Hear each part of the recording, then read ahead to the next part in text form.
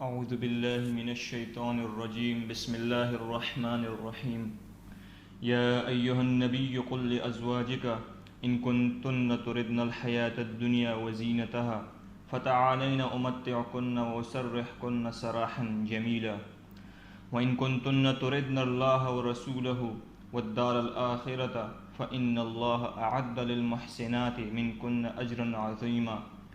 يا نساء النبي من يأت منكن بفاحشة مبينة يضاعف لها العذاب ضعفين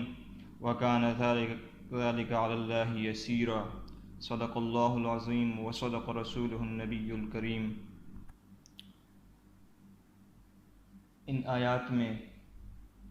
اللہ رب العزت اپنے محبوب صلی اللہ تعالی علیہ وسلم کے ازواج مطہرات کی طرف مخاطب ہیں، بلکہ یہ اس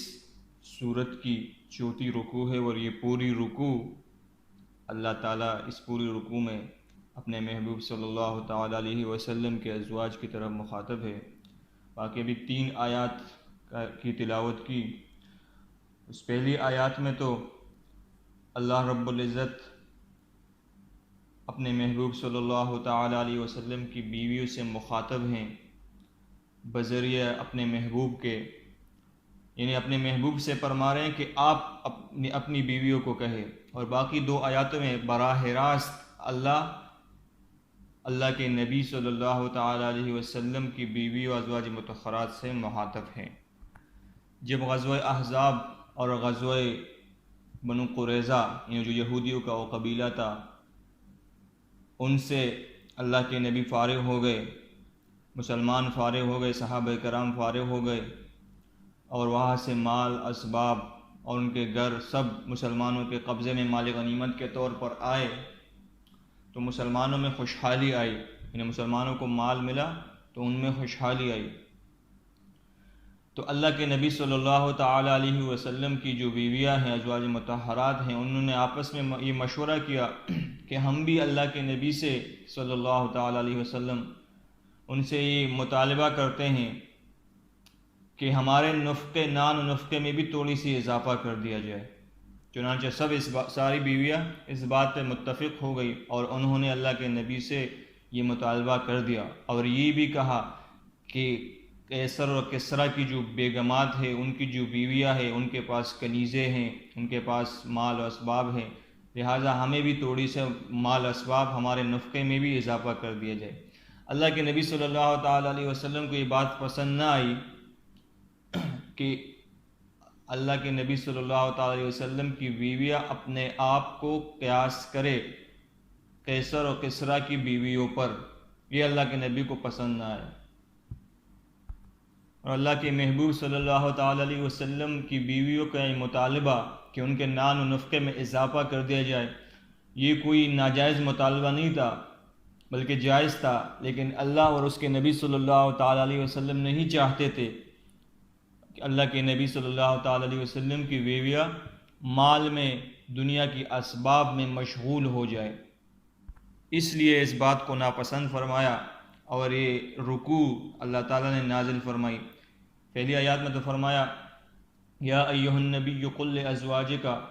اے نبی صلی اللہ تعالی علیہ وسلم آپ فرما دیجئے، آپ کہہ دیجئے اپنی بیویوں سے، ان کنتن تردن الحیات الدنیا، اگر تم چاہتی ہو دنیا کی زندگی وزینتہا، اور دنیا کی زینت، فتعالینا تو آ جاؤ، امتعکن میں آپ کو کچھ تحفے دے دیتا ہوں، واسرحکن سراحا جمیلا، اور خوبصورت طریقے کے ساتھ آپ کو خود سے الگ کر دیتا ہوں،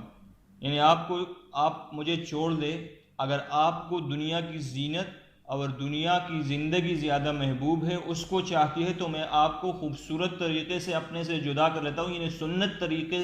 کے ساتھ خود سے جدا کر دیتا ہوں۔ آگے فرمایا وَإِن كُنتُنَّ، اس آیات میں اللہ رب العزت ڈائریکٹ مخاطب ہے، وَإِن كُنتُنَّ تُرِدْنَ اللَّهَ، اور اگر آپ چاہتی ہیں، آپ سب چاہتی ہیں اللہ کو اور اس کے رسول اور اس کے رسول کو، والدار الآخرۃ، اور آخرت کو، آخرت کے گھر کو، فإن اللہ اعد للمحسنات، بس بے شک اللہ تعالیٰ نے تیار کی ہوئی ہے نیک عورتوں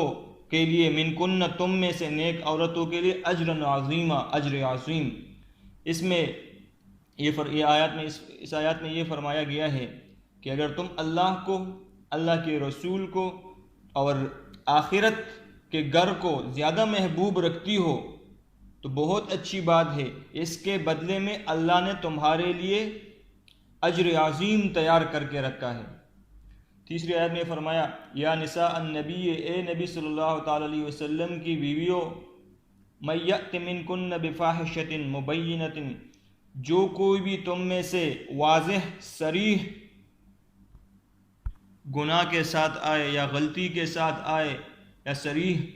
فاحش کام کے ساتھ آئے، یضاعف لها العذاب الضعفین،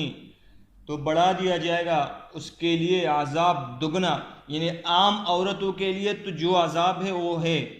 لیکن چونکہ آپ اللہ کی نبی کی بیویاں ہیں، آپ کا مقام بلند ہے،